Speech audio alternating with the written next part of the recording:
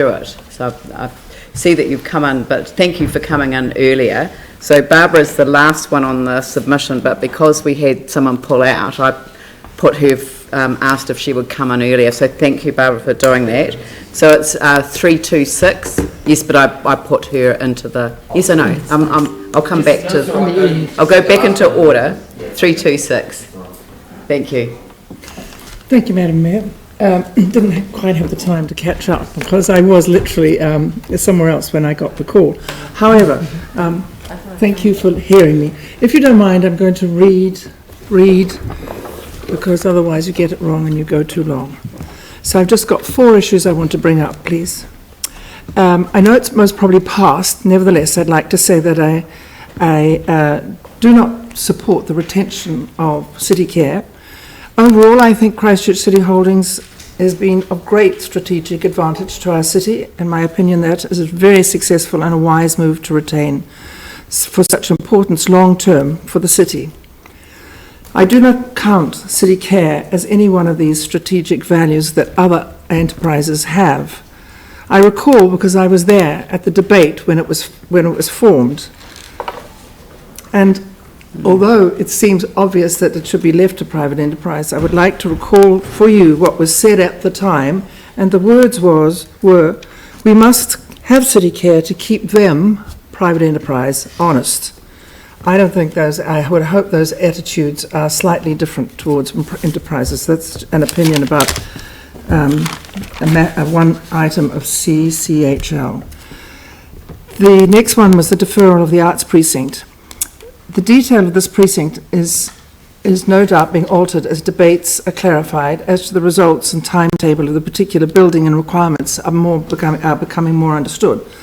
However, as its very existence will have great benefits and multiple advantages for the inner city's return to a vibrant atmosphere, I do hope that at no stage the council does drag its feet to the disadvantage of what will finally be resolved as a reality in the inner city. It needs full support of council. After the earthquakes, I well remember the joy, literally joy and tears, that I saw amongst other art veterans and concert goers as the various enterprises, the court theatre, the orchestra and many others opened.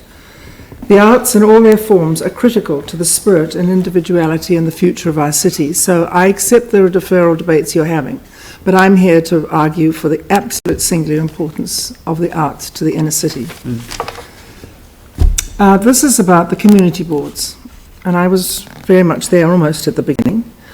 And it has been a sad day as I have watched over the past councils, not this one of course, but past councils' history, that the support for the work of the community boards, in my opinion, has diminished. I was there almost from the beginning, when they had real work to do and a genuine local involvement with additional outcomes reflected when additional outcomes reflected their interests. It also had funding to back it. And each community board took such pride in what they did, and they really did genuinely excellent work. There was always a desire to take them over by the inner city, Turm Street it was called then, but I think that the local, as in local, is a very important part of the city. I asked the question, why has Papanui Road, Papanui Road, the Merivale Precinct Society project work, so disintegrated? In that little part, they spent a lot of time and money a few years ago to make it attractive. And they had trees and pots. The whole thing is a junkyard. It's full of weeds. Nobody's attended to it. So I don't know who takes ownership for that very strong community project. But those are the sorts of things that areas took up to make their part of the city better.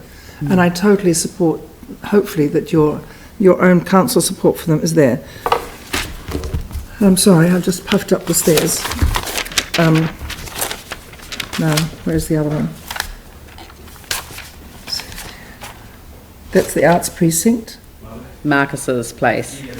Lower Sticks. Lower Sticks, yes.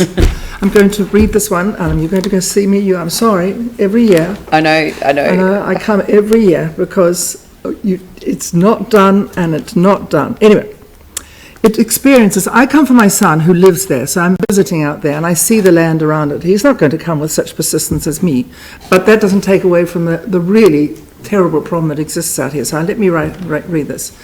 It is frequently flooding.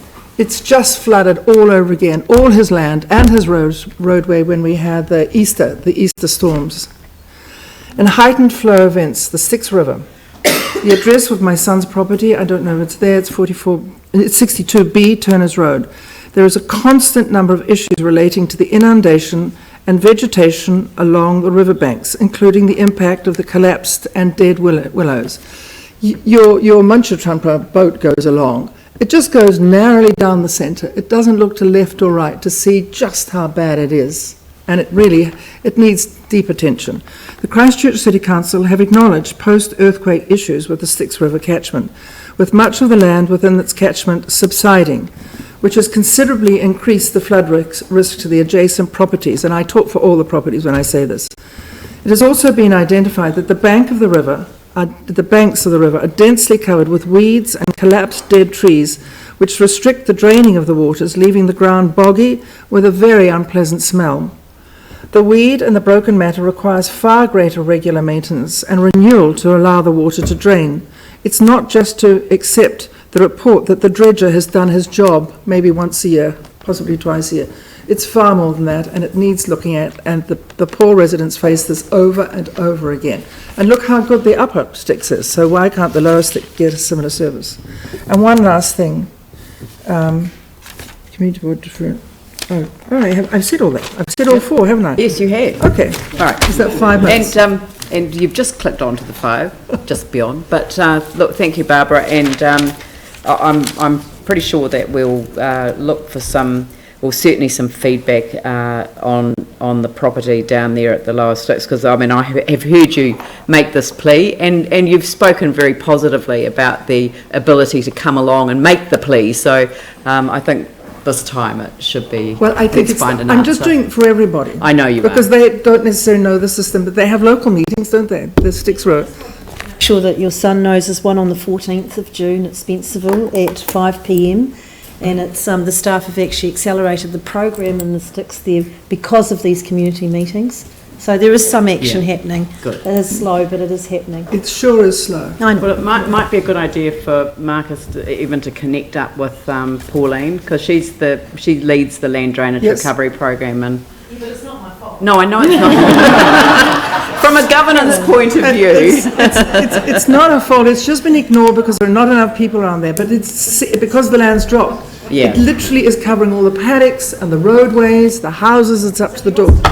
Yes, I'll tell him. I will tell okay, him. that's good. Thank you very much. Do you enjoy this process, everybody? I think it's fascinating. I used to love hearing what everybody had to say. Thank you. Good night. Thank you, Steve.